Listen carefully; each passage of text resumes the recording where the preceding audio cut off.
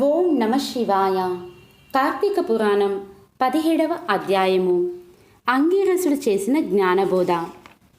నిన్నటి రోజున 16వ అధ్యాయంలో దీపపు స్తంభంలో నుండి బయటికి వచ్చిన పురుషుడు అక్కడ ఉన్నటువంటి ఋషులను, నాకు ముక్తి కలిగే మార్గం ఏదైనా ఉన్నదా, ఈ కర్మబంధం ఎట్లు కలుగును, అది ఏ విధంగా నశించును అని నా సందేహాలకు సమాధానం చెప్పవలసింది అని ఆ పురుషుడు అక్కడ ఉన్నటువంటి ఋషులను ప్రార్థించాడు.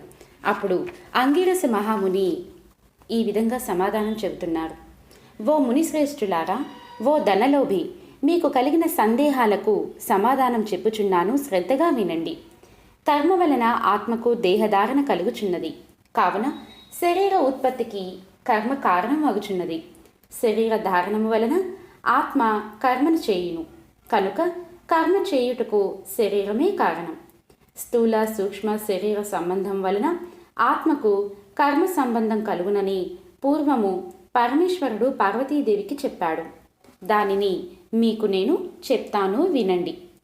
ఆత్మ అనగా ఈ శరీరమును అహంకారంతో ఆవరించి ఉన్నది అని అంగీరసుడు చెప్పగా, ఓ మునీంద్ర, నేను ఇంతవరకు ఈ దేహమే ఆత్మని భావించుచున్నాను. కనుక అహం బ్రహ్మస్మి, నేను బ్రహ్మను అనే దానిని వివరించి చెప్పండి అని కోరాడు. అప్పుడు అంగీరసుడు, ఈ దేహము అంతఃకరణ వృత్తికి సాక్షి. నేను నాది అని చెప్పబడు జీవాత్మయే అహం అను శబ్దము. సర్వాంతర్యామి అయి సచ్చిదానంద స్వరూపమైన పరమాత్మ నహ అను శబ్దము. ఆత్మకు వస్తువుల వలె శరీరమునకు లేదు. ఆ ఆత్మ సచ్చిదానంద స్వరూపము. బుద్ధి, సాక్షి, జ్ఞానరూపి శరీర ఇంద్రియములు మొదలగు వాని వ్యాపారమునందు ప్రవర్తింపచేసి వానికంటే వేరుగా ఉన్నదై ఎల్లప్పుడూ ఒకే రీతి ప్రకాశించుచూ ఉండనదే ఆత్మ అనబడు. నేను అనునది శరీర ఇంద్రియాలలో కూడా నామరూపంతో ఉండి నశించునవయే కాక, ఇట్టి దేహమునకు జాగ్రత్త, స్వప్న, సుషుప్త అవస్థలు, స్థూల సూక్ష్మకార శరీరములు, ఈ మూడింటిని అందు నేను నాది అని వ్యవహరించేదే ఆత్మ అని గ్రహించవలెను. ఇనుము సూదంటి రాయిని అంటిపెట్టుకొని తిరుగునట్లు శరీర ఇంద్రియాలు దేనిని ఆశ్రయించి తిరుగుచుండునో అదే ఆత్మ. అట్లే అవి ఆత్మ వలన తమ పనిని చేయును. నిద్రలో శరీర ఇంద్రియాల సంబంధము లేక గాఢ నిద్రపోయి మేల్కొన్న తర్వాత నేను సుఖనిద్రపోతిని, సుఖంగా ఉన్నది అనుకునేది ఆత్మ. దీపము గాజుబుడ్డిలో ఉండి ఆ గాజును ప్రకాశింపచేయునట్లే ఆత్మ కూడా దేహేంద్రియాలను ప్రకాశింపచేయుచున్నది. ఆత్మ పరమాత్మ స్వరూపము అగుట వలన దాని ద్వారా పుత్రాదులు ఇష్టమగుచున్నారు. అట్టి విశేష ప్రేమాస్పదమగు వస్తువు ఏదో అదే పరమాత్మ అని గ్రహింపుము. తత్వమసి మొదలైన వాక్యముల అందలి త్వం అను పదమునకు కించిత్ జ్ఞాత్వాది శిష్టమందు జీవాత్మ అని అర్థం. తట్ అను పదమునకు సర్వజ్ఞ ద్విగుణత్వ విశిష్టమైన సచ్చిదానంద స్వరూపం అని అర్థం.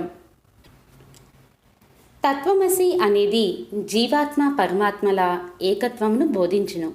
ఈ విధంగా సర్వజ్ఞత్వాది ధర్మములను వదిలి సచ్చిదానంద రూపము ఒక్కటియే నిలుచును. అదియే ఆత్మ దేహ లక్షణంలో ఉండుట, జన్మించుట, పెరుగుట, క్షీణించుట, చచ్చుట మొదలగు 6 భాగములు శరీరానికే గాని ఆత్మకు లేవు. జ్ఞానానంద స్వరూపమే పూర్ణత్వము కలది.